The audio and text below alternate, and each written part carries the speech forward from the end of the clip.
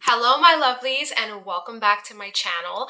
Today I want to talk about the books that I'm wanting to read in 2026. This year is very quickly coming to an end. I'm kind of prepared for it, but I'm kind of not.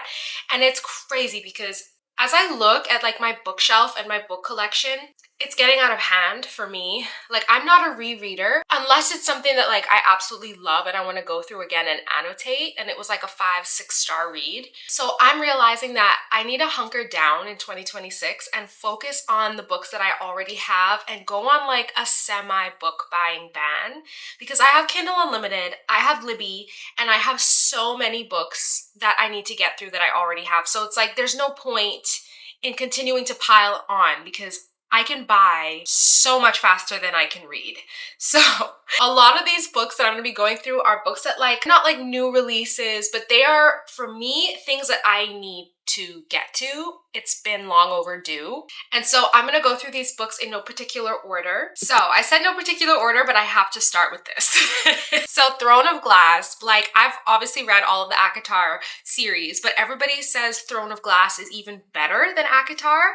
So I have to do it, right? And I'm writing a fantasy. I kind of feel like an imposter writing a fantasy but not having read the Throne of Glass series. And I know this is like not one book. This is 9 books. So I'm going through 26 books I want to read in 2026, and this already adds 9 or 8 more to that number. So yeah, that's overwhelming. So I guess this isn't going to be all the books that I actually realistically read, but it's going to be the ones that I prioritize. So hopefully I read most of these. I avoid spoilers for this book as much as I can. It's really hard. And I'm kind of tired of doing that, so I gotta get through it. Next up, we have Red Queen by Victoria Aveyard.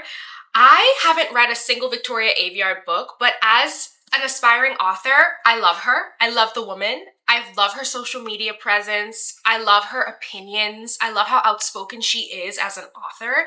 And correct me if I'm wrong, but I think this was her debut. I kind of just want to get into that headspace of what she was writing when she was starting out in her career. Unfortunately, I read the Powerless series before reading the Red Queen series, and everybody talks about how similar they are. I kind of wish that I read this first, but I'm going to go into it with like a clear mind. And obviously this was the OG. Mayor Barrow's world is divided by blood, those with red and those with silver. Mayor and her family are lowly reds, destined to serve the silver elite, whose supernatural abilities make them nearly gods. When Mayor accidentally discovers a power of her own she didn't know she had, the Silver King is forced to hide the impossibility of her power and pretend she's a long-lost silver princess betrothed to one of his sons. So yeah, I gotta do it. It's the year of Red Queen. Next up is Children of Blood and Bone. This is a series I absolutely have to get to. I think it's a YA fantasy, but I love that it's like set in Africa. It was written by Tomi Adeyemi, and I know this is actually being made into, I think it's a movie, and the cast is like all-star. So I gotta get to this before that comes out. I just love the idea that this is a fantasy set in Africa. I need to know what that's like. Like, what are the powers like? What is the culture? How is it represented? I love that. Zeli Adebola remembers when the soil of Orisha hummed with magic, burners ignited flames, tiders beckoned waves, and Zeli's reaper mother summoned forth souls.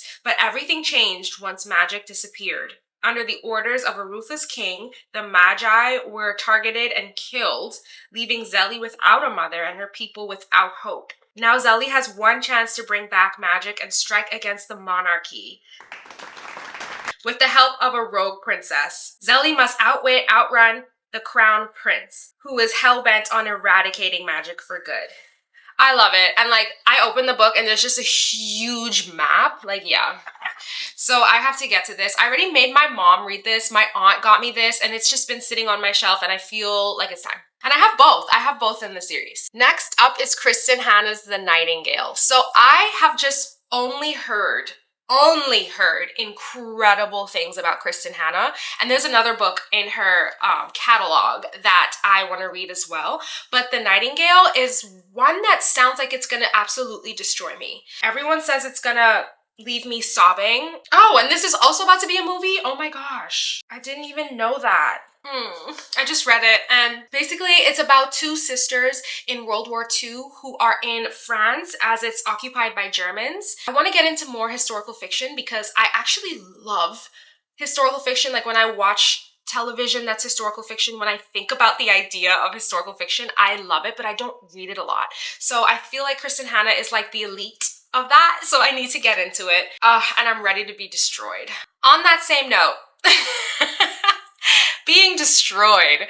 So we have A Little Life. This book I have heard a lot about. I've heard a lot of mixed things about. A lot of people say obviously it's incredibly dark. I saw a video, I think it was a girl on a plane reading this in public, and like she was not okay. But some people say it's like too dark. Like some people think it's like unnecessarily heavy. I don't actually know what it's about. Follows four college classmates broke adrift and buoyed only by their friendship and ambition as they move to New York in search of fame and fortune. Why did I say that like that? Fame and fortune. While their relationships are tinged by addiction, success, and pride deepen over the decades, the men are held together by their devotion to the brilliant, enigmatic Jude, a man scarred by an unspeakable childhood trauma, a hymn to brotherly bonds, and a masterful depiction of love in the 21st century. So that's like vague. I guess that's just like what you should expect with like literary fiction. So I'm gonna try to do this and hopefully it doesn't make me depressed. Next we have Divine Rivals. I also have both of these books. I've also made my mother read both of these books and I haven't even read them yet. I just have heard that these are so enjoyable and so entertaining. Aww. So it's an enemies to lovers. I think it's a YA fantasy. It's set at a paper company where like these two journalists find like a love connection even though they're rivals. So that sounds just really fun and lighthearted, and I feel like I'm gonna need some of that in 2026 because a lot of these are really depressing. Next up, we have Midnight Library, and I feel like this is kind of like a modern classic. I don't know if that's right for me to say, but I get that feeling when people talk about this book, and it's by Matt Haig. This is a book about, from my understanding, if you could go back in time in life and make different decisions or different choices and watch them play out, would you do it, or what would it look like? And apparently it's incredibly touching. I like that kind of like ominous, nostalgic, bittersweet feeling that I assume this book is gonna give me. So I'm actually really, really excited. I've been wanting to read this book for a long time. Next up, we have Happy Place by Emily Henry, and this isn't the only one of her books that I have. Let me see. I have Beach Read, Book Lovers, People We Meet on Vacation. I have a couple of her books, but I've just heard that she does contemporary romance really, really well. I feel like everyone is such a big fan of hers, and I have so many of her books and I haven't read a single one. So I feel like for summer of 2026, it's gonna be an Emily Henry summer, and I'm really looking forward to it. I've heard mixed reviews on Happy Place, I think, but I think I've heard good things about Book Lovers. I don't know, we'll see. I'm just gonna dive into the whole thing. Ooh, this sounds so good. Ugh. So next is The Invisible Life of Addie LaRue by V.E. Schwab. I also have never read a V.E. Schwab book, and that's like blasphemous. I don't know if it's technically fantasy or if it's magical realism, but it's definitely historical fiction. This is exactly up my alley of what I'm talking about. I don't know why I'm thinking about like Outlander. And I don't think that they're alike, but when I think of the way Outlander makes me feel, this is in that same category. So I'm really excited to read this because it's set in, let's see, it's set in France in 1714. Essentially, this woman like makes a bargain where she's able to live forever, but nobody can see her or remember her or something like that. It sounds like spooky, but also magical. And I'm just really looking forward to getting into V.E. Schwab's writing because there's a lot of her books that I want to get into. This brick. This is wild to me. First of all, that cover is so stunning. But look, you can see why I haven't gotten to this yet. I don't even need to tell you why I haven't gotten to this book yet. I've just heard so many good things about it. So Priory of the Orange Tree by Samantha Shannon. I feel like this has got to be a study in world building, right? This has to be a study in character arc and world building, and I feel like for that reason alone, I need to read it, because how do you have this much to say? And it's only one book, and this is a series, and they're all huge. I'm excited to get into it, but it's such a time commitment that I'm slightly intimidated by it. But it's a fantasy, and I just know that if it's this successful and it's this thick, she did it well. So I gotta get into it. Next, we have The Unmaking of June Farrow. This is by Adrienne Young. I don't know what it is about her covers. Every time I see an Adrienne Young cover, I want the book. I don't even need to know what it's about. Something, and they say don't judge a book by its cover, but like this just pulls me in. Look at that. That just looks so magical. And all of her covers do that to me. So I need to start reading her books. She also wrote Spells for Forgetting. I hope I'm not wrong, but I think Fallen City as well is another of hers. Oh, it's set in North Carolina. So that's where I live. I love that. I love romanticizing where I live. Oh my god, and it's set on a flower farm. So there's like a curse on the family. It feels like it has a little bit of mystery too. I don't know if it's technically a thriller, but I've always been so intrigued by this book. And again, I did make my mother read this and I still haven't read it. Next is, I really want to get into more Greek mythology. I'm obsessed with Madeline Miller. Song of Achilles and Circe. Her writing to me is like, I could just read for the rest of my life the way that woman writes, and I love it. I think that I reviewed one of her books on Goodreads and just said, this woman paints with her words. Wherever she puts me, I am really truly there. Because I feel like and I know this isn't by Madeline Miller, but I feel like when I step into a book by Madeline Miller, I am in the world. Like I'm in a Grecian painting in a museum, and I am just one of the people strolling along the street. I absolutely adore. She just got me so into it, so into Greek mythology. And I know not everyone is going to have her style of writing, but she's what introduced me to Greek mythology and how like interesting and fascinating all of the gods are and all of their dynamics. So now I just want to like know more.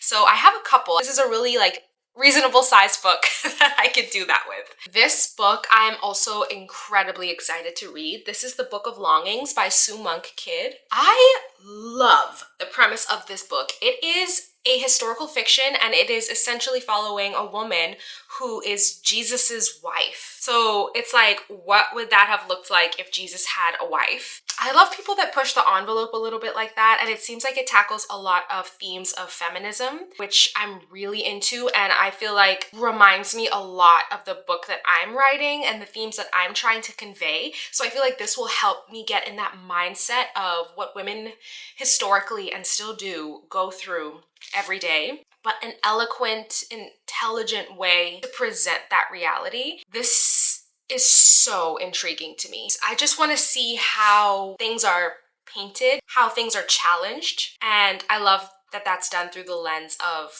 religion. Next up, I want to read more Taylor Jenkins Reid. So this one is Daisy Jones and the Six, but I have another couple of her books. I have One True Love, and I think I have, what is that one with the tennis player? Carrie Soto is Back. I think I have that one as well. I just want to get into her books because I've heard really good things. I think my cousin read this and she was like, you're sleeping, you need to read this. I think this one is another historical fiction. This is following the music scene in the 60s and a girl who sneaks into clubs and gets affiliated with a band somehow. That's literally the extent of what I know. I don't know, I love that. It's so fun, and I love the 60s, 70s vibe. Like I feel like I haven't read enough books that are set in that era, and I've heard her writing is really good. So I want to read a couple of her books this year. Okay, sorry if you notice a little shift. I literally had to just stop to get on an appointment with my psychiatrist. So yeah, that's what that's about. But let's keep going. The next book slash author that I really want to read in 2026 is honestly any Fredrick Backman. I have Beartown, I have The Winners, and I have Anxious People. I've just heard that Fredrick Backman is such a good author. And one thing that I do notice about myself, I don't read a lot of male authors. I'm not drawn to them. I know that sounds bad, but that's just what I notice when I psychoanalyze and look at the patterns of my book buying and book reading. I don't have a lot of male authors that I read. So I want to get into a little bit more. And another one, I should have actually included it, but Red Rising by Pierce Brown, I want to read as well because I've just heard they're so good. But yeah, I'm really looking forward to reading his. I don't know, this is gonna sound crazy, but I feel like when I look at these covers, it does give me dude. Like I do feel like this is a male book. And that sounds horrible. I don't want to feel that way, so I need to get over that. And I also think that I avoid anything with hockey. I don't know what that is either psychologically. I don't know anything about hockey. I have friends that love hockey. And there's a lot of like hockey romance that's become a whole thing, like a world. But anything that's hockey, I'm just like, I'm fine. I'm not a sports girly, so I should probably get out of that habit, and I'm gonna start it in 2026. All right, so moving on, we have Summer in the City by Alex Aster. These sprayed edges are so cute. Look at that. That's so cute. I loved Lightlark. And I'm not talking about the series. I'm literally talking about the first book, Lightlark. I enjoyed it so much. The pacing was incredible. I think I gave it like 4.5 stars or 4.75, something like that. I just thought that the way they curated that story, the momentum was just like, I was turning the pages. I just could not stop turning the pages. I did not have that experience with the other two. They were fine, but Lightlark, there was like lightning in a bottle with that book for me. So I'm really interested to see how that translates into her doing romance. I do like contemporary romance. I haven't read that many. I think that my favorite I've ever read was Abby Jimenez. What the heck was that book called? I think it was called Just for the Summer. Abby Jimenez. I thought that was done so well. The themes in that book, I know I'm not talking about this book, but like the themes in that book were so deep, but somehow it was still so lighthearted and cozy. And I felt like the yearning in that book was so good. Found family in that book was really good. So I don't know. I hope I get those vibes from Summer in the City. We'll see. I told you there was another Kristin Hannah book, and it is The Women. Every time I see this book in Barnes or any bookstore, I'm just drawn to it immediately. The cover is so nice. I think that there was a podcast that I was listening to her talk about the writing of this book, and she went through so many iterations of the story before landing on telling it like this. And it's, of course, another historical fiction, and it's about the women, the female nurses who went to Vietnam and were kind of like unsung heroes, I suppose. I'm really excited to read this one. I want to get it, like I said, into historical fiction, and I really think that Kristin Hannah is going to be my gateway drug. Uncalled for. Okay.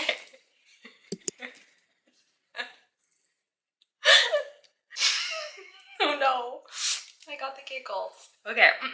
Next, we have Lessons in Chemistry. This is by Bonnie Garmus. I think it's a show, but essentially it's set in the 60s, and it's about a woman who is in the sciences in the 60s. And we all know how that's gonna unfold. I mean, there wasn't, a whole lot of that or a whole lot of respect for that. So I'm really interested. I've heard good things. I think that I put a poll on my Instagram once and I was like, recommend me books. And this one was one of the ones that kept coming up. So I'm kind of going in a little bit blind, but I do know it has a great reputation. So I just kind of have to get this off of my TBR in 2026. Is that it? That can't be it. Oh no. Oh, we're moving on. Okay, so those are all of the physical books that I have on this list. Now we're gonna move on to some that I know are on Kindle that I really need to get to. So starting off strong, we're starting off with The Poppy War by R.F. Quang. I love that girl. Well, I think I've read almost all of her books. I think I've read them all except for the Poppy War trilogy, which I know was her debut. And that's another reason why I want to get into it, because obviously I am writing a fantasy book and I really want to, in 2026, immerse my mind into what debut authors were delivering. And I know that they are going to be finished, shiny products that went through all of the gatekeepers of the publishing industry and were thoroughly edited and went through a lot of hands. So I'm not going to necessarily expect what I do on my own to compare exactly to that, but I do want to surround myself with quality that I would love to produce myself. So that's kind of why a theme of mine is reading debut fantasy books that did very well. I thought it was super interesting too, because I was watching an interview where she was saying when she released The Poppy War as her debut, it wasn't a splash. It didn't really make waves per se. It's gotten legs as her career has grown and as her subsequent releases have become incredibly popular. But thank God The Poppy War was sitting there waiting for the viewership, you know, when they did find her, but it wasn't like she got the validation from that release that everyone would want in a debut, which kind of surprises me because I just know she is a genius. Like when I think about R.F. Quang's life, the way she juggles being an academic, being a professor, being a prolific author, getting married, going on book tours, like she just does so much at the same time. And she does it at the highest level. It's just amazing to me that like there are works out there that are just sort of sitting and the author's genius isn't being recognized immediately. So I kind of want to dive into that and just get into the mind of her in her early career. I think that I want to also really read books that deal with world building because I think that's kind of where I'm wanting to put the most effort into my book in the coming drafts. My magic system and my world building, I want to have even more locked down. That was a tangent, but the Poppy War trilogy. Next, we have One Dark Window by Rachel Gillig. Everybody in the Grammy has read this book except for me. I think, was this her debut? Am I crazy? I know it did really well. Maybe it was her debut in fantasy. Maybe I'm entirely wrong. But anyway, I've heard that her writing is really good. And everybody is talking about The Night and the Moth as well, which is another book of hers, but I feel like I can't read that before I read One Dark Window and that duology. So I'm gonna fix that. Next up, we have Heartless Hunter. This is another book that everybody has read, and I know I'm late. The cover of this book always calls to me, and this is another book that I have no idea what it's about. I don't know anything about the plot. The only thing I literally know about this book is it had a different, I don't know if it's just a different cover or different titles in the UK versus in the US. That is the only thing I know about this book, and that everybody loves it. So I'm excited to read it. And I think this one is another duology. Next up is Quicksilver. So I wasn't gonna do it. I wasn't gonna read Quicksilver, but everybody's talking about Brimstone. So I don't know, something about Quicksilver I thought was gonna be really gimmicky. I don't know why. I just, looking at the cover, I was like, I kind of feel like I know what that's gonna be. I just felt like it was gonna be incredibly commercial. I like books that are like more character driven and have really deep themes. And this is me judging the book by its cover. Don't come for me. I glanced at it and I was like, I think I can do without that. There's so many more books I need to get to. But the way people are reacting to Brimstone, I have to do it. I have to see what all the fuss is about. Next is A River Enchanted by Rebecca Ross. Is that Rebecca Ross? Oh, yes, it is. Oh, I'm so upset. So me and my husband were doing this one on audiobook and we fell off, but I was loving that book. It's set in Scotland where this boy has to go across this river to get to, like, I don't know if it's like another clan or like some side of his family or something like that that he like ran away from or something. And this guy had to guide him because he was the only one who knew how to get across this river safely. It's set in Scotland and I thought the voice acting was so good. I thought the writing was so lyrical and ominous and lovely and beautiful, and it kind of was giving me what I love about Madeline Miller's writing. I gotta get back into it. I don't think we're gonna be able to finish it on audio just because we don't have a commute together anymore, my husband and I. And there's too much 90 Day Fiancé to watch when we're home. So there's no way we can squeeze an audiobook in as well. So I'm just gonna pick this one up on my Kindle and start it over, honestly, because I was thoroughly enjoying it before we kind of got cut off. Yeah, I almost forgot about this one. I'm so excited to get back into it. Ooh, I loved when they were crossing the river. Okay, moving on. Next, we have Six of Crows by Leigh Bardugo. I, again, haven't read a single Leigh Bardugo book. Blasphemy. So I just have to fix that. And I know that this series, it's like continuing, isn't it? Like there's more that is coming out and is being released. I watched I don't know if it was a TED Talk or just some sort of conference that Leigh Bardugo was speaking at. I just love everything she was talking about when it came to her journey of writing this book, and it really drew me in, and I felt like now I need to read it. I think in that same video is where I heard the quote that I have written on a sticky note above my desk that I write at every day, and the quote by her goes, "Art happens in revision." She said that and my soul lit up because I was like, in the middle of my first drafts, just being like, yeah, it's okay if this isn't art yet. It will be art. So yeah, Six of Crows by Leigh Bardugo. Gotta do it. Another one I'm really excited to read is When the Moon Hatched. The second I saw this book in Barnes & Noble, I was drawn in, like the cover, and I was just like, say less. One thing that I heard about this world that I think is so cool is that the dragons in it, they crystallize in the sky as like stars, like orbs. You look up in the sky and there's just like hundreds of crystallized dragon orbs in the sky. That visual alone tells me all I need to know about her world building and her writing. I just can't wait to immerse myself in that world. I've been so excited to read this book for forever. Okay, and the last book that I want to read is Wayward by Amelia Hart. The second I read the synopsis for this, I wanted to read it. This book is about 3 women in different timelines that are all, I guess, like witches, and they share a legacy. Like they are all kind of connected somehow. So the timelines are the 1600s, 1940s, and present day.